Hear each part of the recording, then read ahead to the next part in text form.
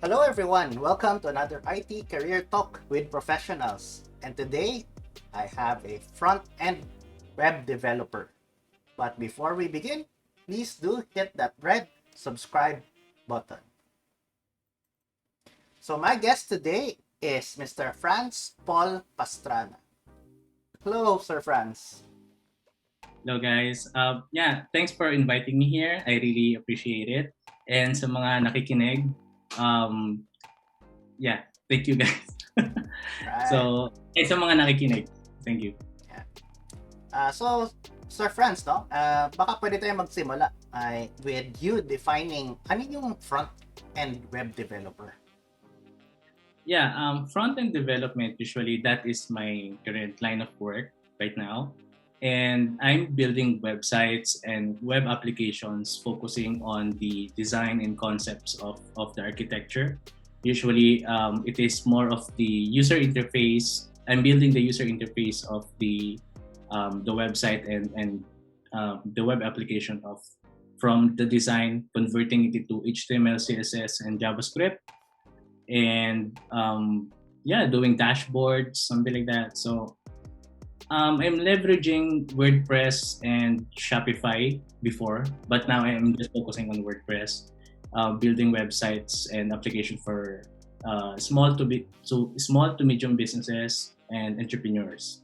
So yeah, that's what I'm currently doing right now. Right. The content. And you mentioned some of the skills you already said, no?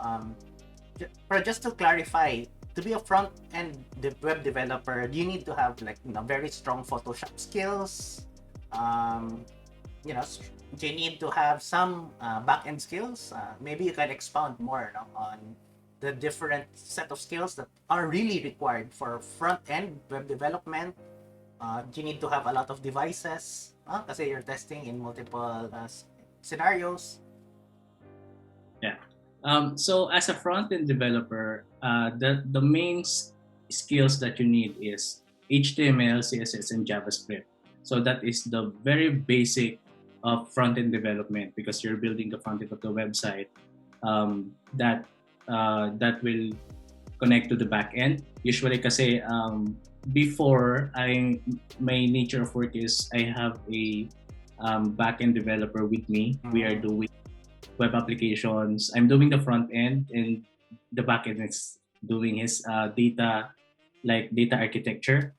So for the skills you need in front end development, aside from HTML, CSS, and JavaScript, you need to have a strong understanding on frameworks like Vue.js, Angular, or React, and I think you don't need to have a strong knowledge in Photoshop or other tools because those are the tools that you use for converting the design.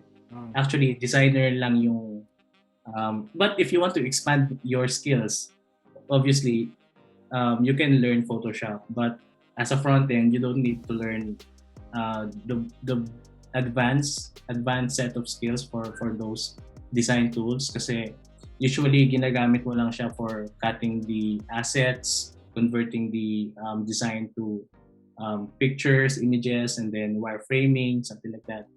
So focus only on HTML, CSS, and JavaScript, and then from there it will branch out that you need to use CMS, like what I said earlier, WordPress, Shopify for e-commerce, and have a strong knowledge on JavaScript kasi usually in today's development industry, like JavaScript can do backend as well. So I think that will be your advantage if you want to go with front-end development. Right. And in terms of, when I was also actively developing, one of the hanga I would say is yung magaling talaga na front end kasi because of Internet Explorer at the time, no? Working siya dito, pangit siya dito na browser. Minsan working siya dito, pero pag sa ibang OS naman, pangit siya, no? How do you, manage this kind of unexpected behavior in multiple devices? Actually, meron kaming, ako personally kasi I do freelance and I do websites for clients, ganyan. I'm using multiple browsers for each OS kasi hindi naman sa isang browser lang nagre-render siya ng okay, like Chrome, okay siya sa Chrome, but some of the JavaScript is not working sa Firefox or sa Mac, hindi maganda yung rendition ng fonts.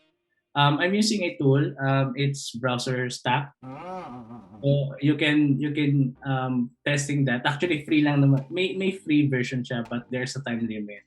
But I think for just viewing the web page of the website for different browser, I think that's enough already. Kung individual ka lang naman. But if you have some kind of team na needed for a long time testing or for the browsers in each different OS, I think you can purchase their paid subscription. But aside from that, I think the actual device itself is very important kasi like mga emulation lang kasi yun eh. But seeing the website on actual device like on iPad or on the smartphone, there are some pixel differences. Like kasi sa mga browsers ng devices may mga toolbar sa baba, so sometimes umaangat yung isang pixel, something like that. So testing it on an actual device is very recommendable, but if you don't have those hardware, you can use emulations on different OS and browsers. Right. Yeah. We actually also use a browser stack. That's what our team uses as well. In terms of the front end, no, is there a particular JS framework that you like? No, in terms of actively, I know you mentioned that you are currently concentrating on WordPress and Shopify, pero yung mga, let's say, raw or not CMS itself, is there a framework that you parang right now, I didn't want to use the word love, no, pero parang preference, no?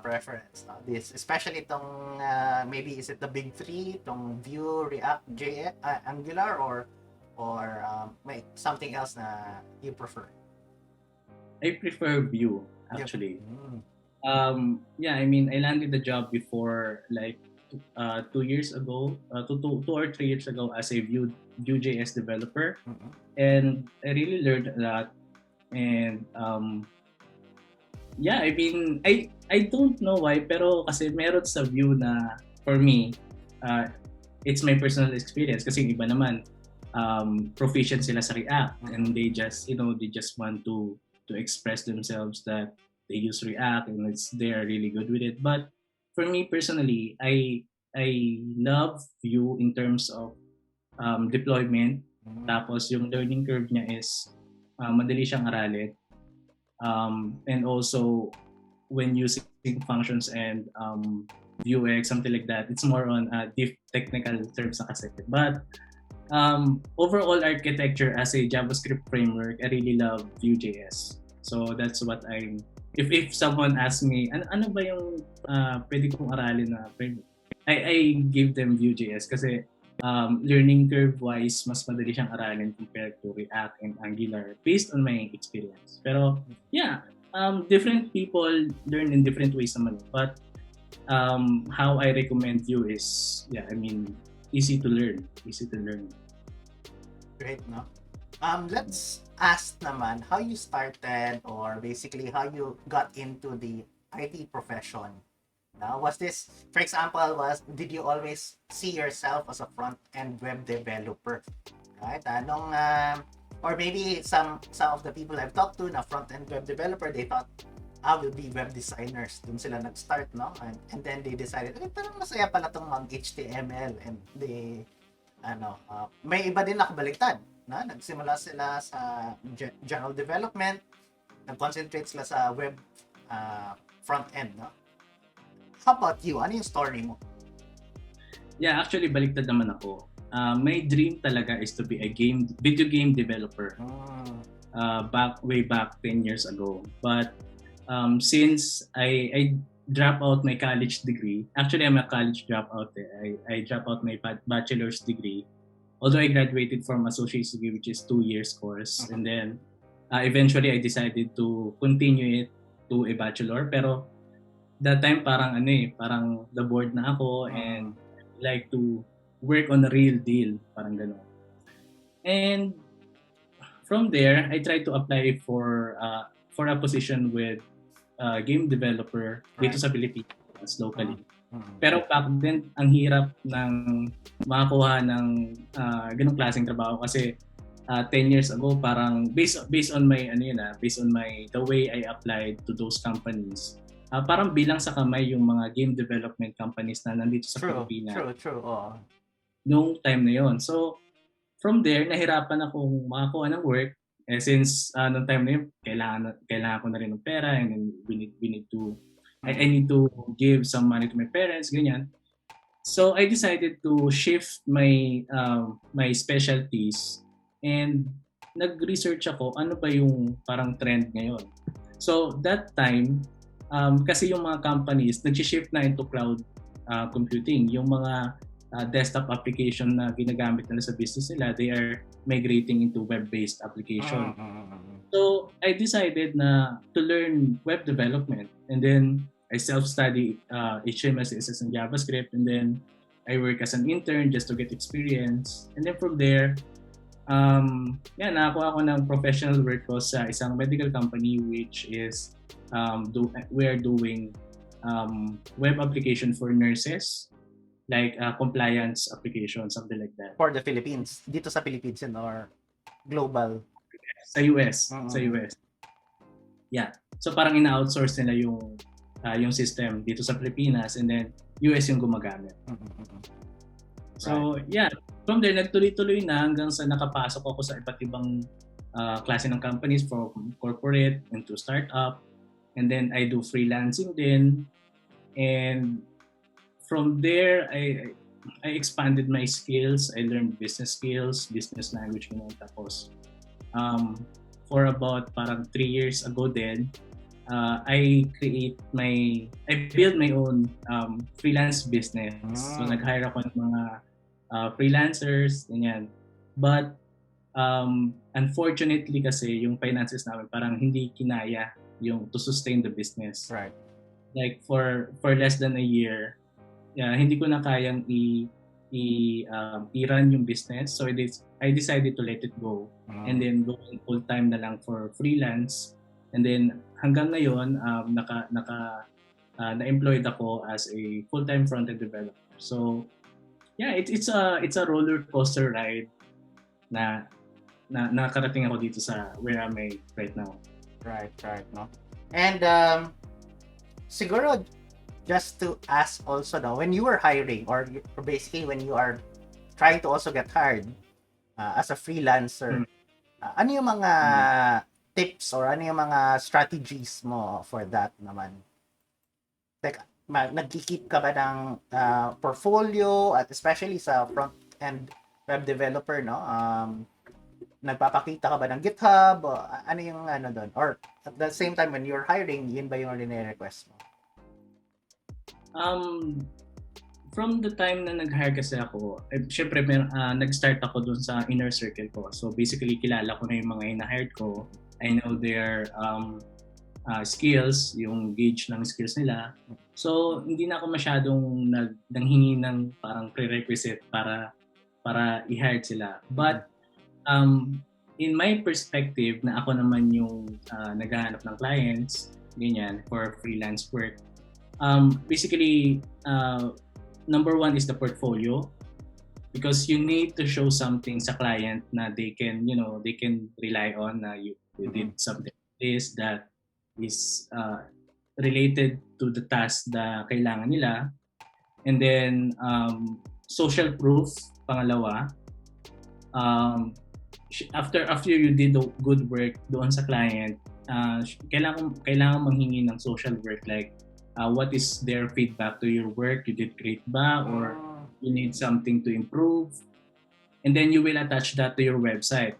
Number one thing is, I think, if you want to pursue freelancing as a front-end developer or web developer, you need a website of your own, because that's how you showcase yourself, pakilala mo yung sarili mo, and your short story on how you get where you are today.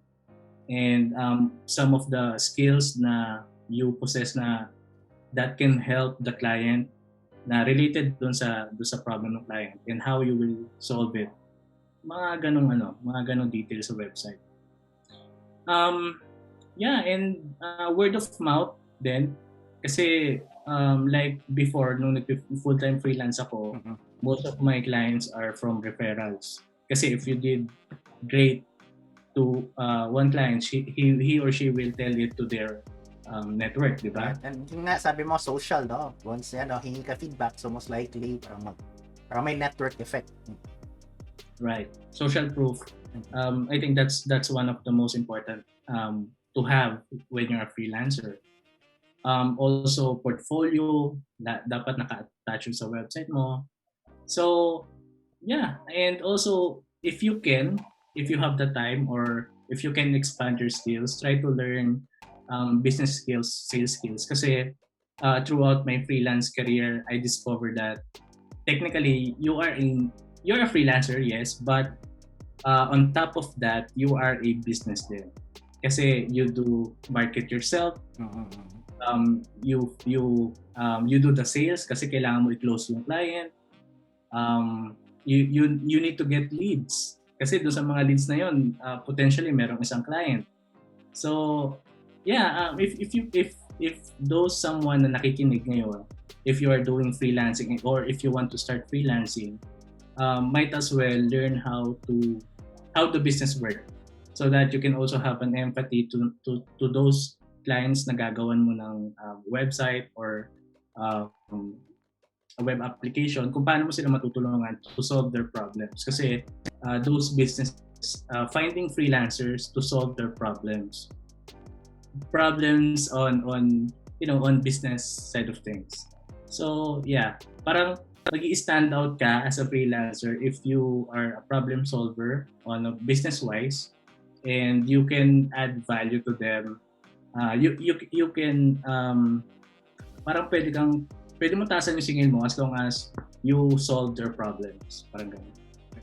So Franz, right now we are most of us are in remote working setup, no? And perhaps for you, since you're a lot of your work is also in freelance, how do you feel about remote working?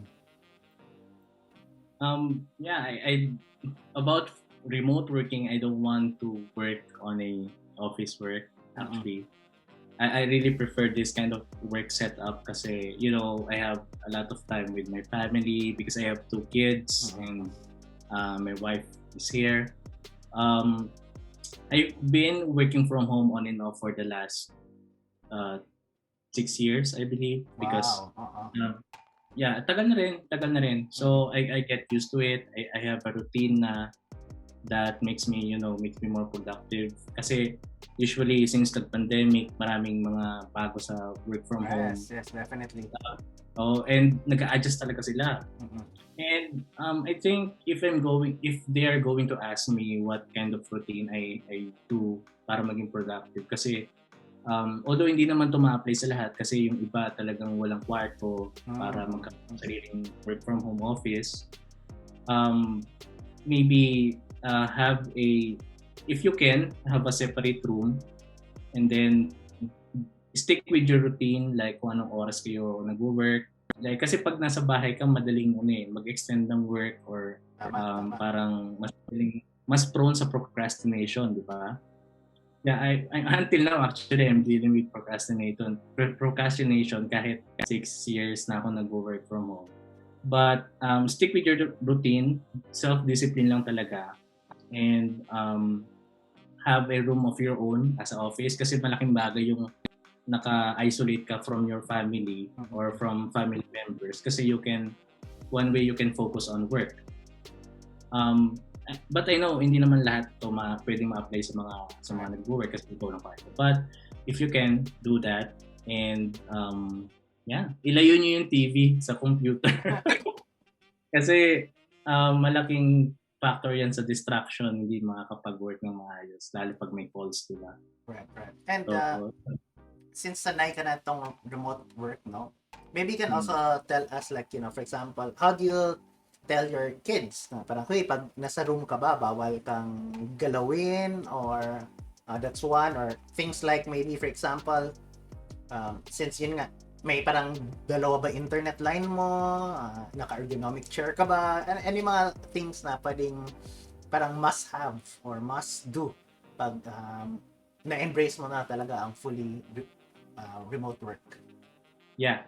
So must have is always have a backup internet, like broadband. Bumili kayo ng like for I don't want to endorse pero bumili kayo ng broadband na pwede niyong loadan as a backup internet, kasi usually yung internet dito sa Pilipinas, alam naman natin, di ba? And you need to have some kind of backup para hindi na-interrupt yung work, kasi napaka-important sa work from home, yung lagi kang online, and when your boss chat to you, dapat reply ka agad. One is have a backup internet. If you can have a 2 internet lines, dalawang fiber or whatnot, magpakabit kayo. And also about my kids, since sa tagal ko na nag-work from home, nagpapaalam ako sa kanila, like nasa baba ako and then it's time for work na, and I will say to them, aakit na si dad, aakit na ako, ganyan. When I say that, alam na nila yon na okay dad, bye, gaganon sila. So when I'm in my room, alam nila na work mode ako, and sometimes I do break during my work time naman, hindi naman yung straight 8 hours. Kasi sometimes if I stuck on a coding problem, hindi ako yung nagta-tunnel vision dun sa problem. Lumalabas ako and I play with my kids, and then and then magkakaroon ako idea on how to solve it, and then go back to this room. So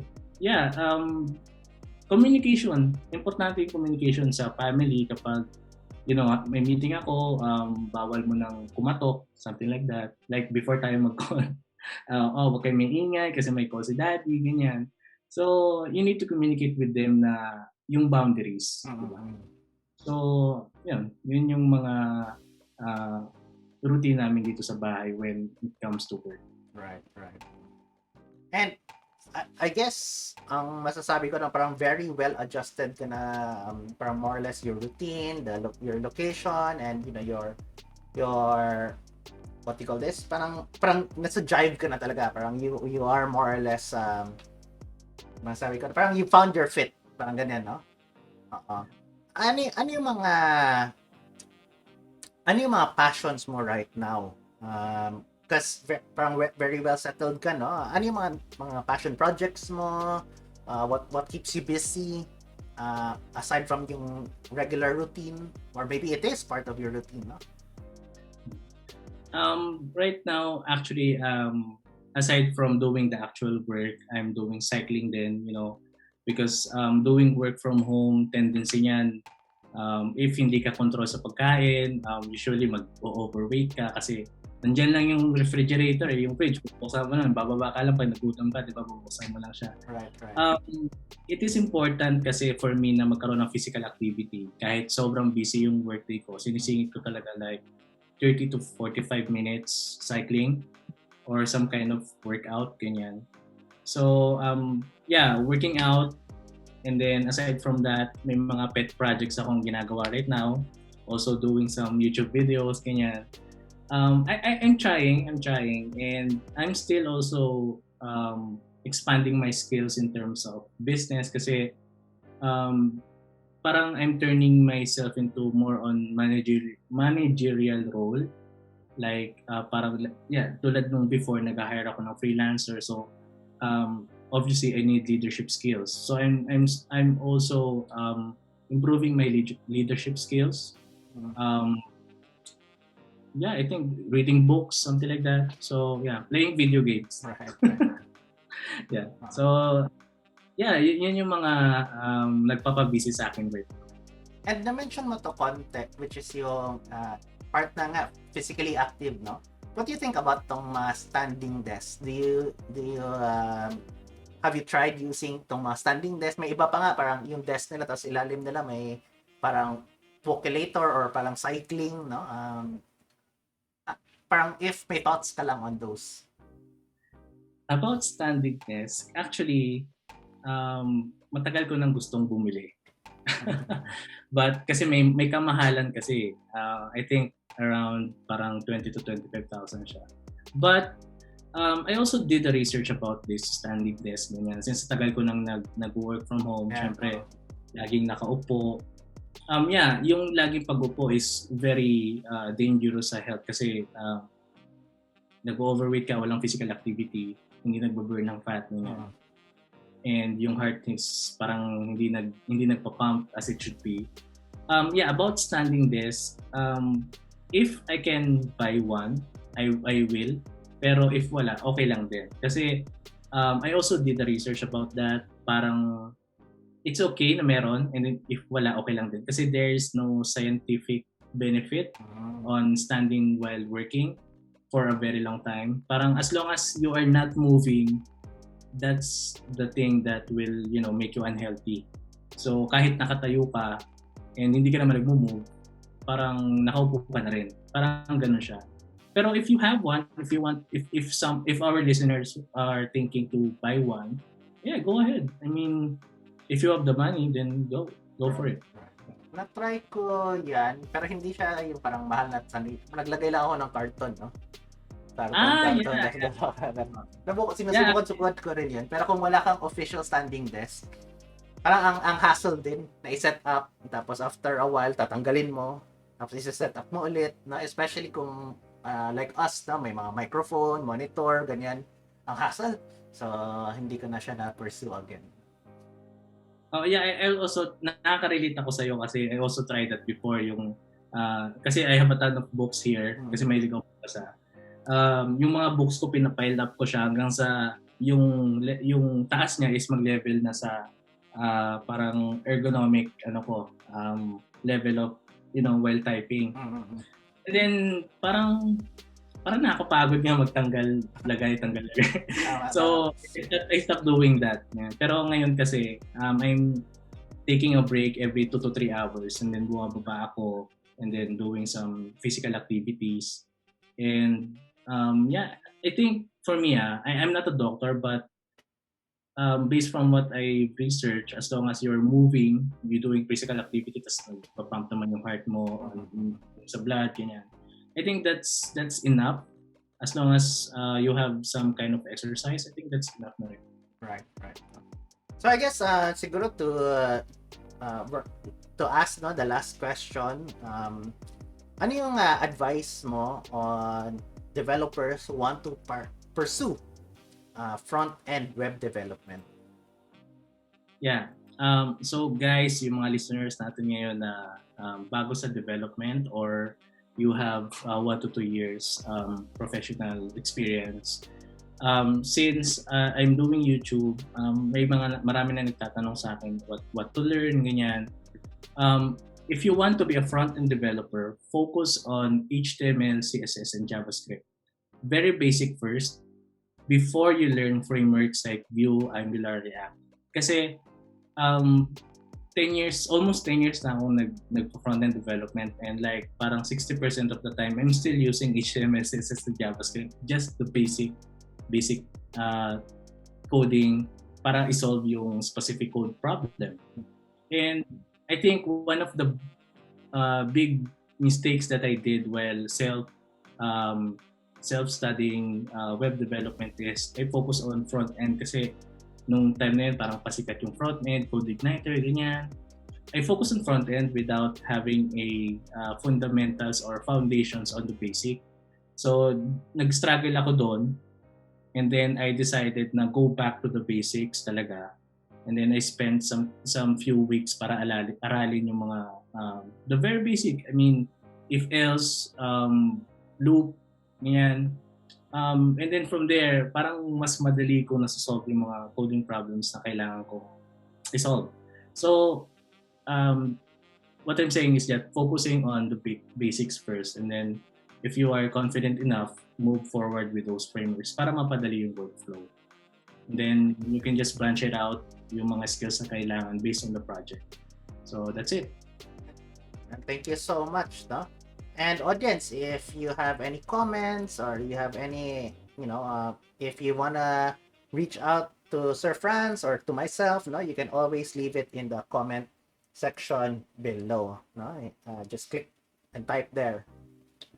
So, Sir Franz, before we leave, no, do you have any last shout out to our audience, no, invitation to them?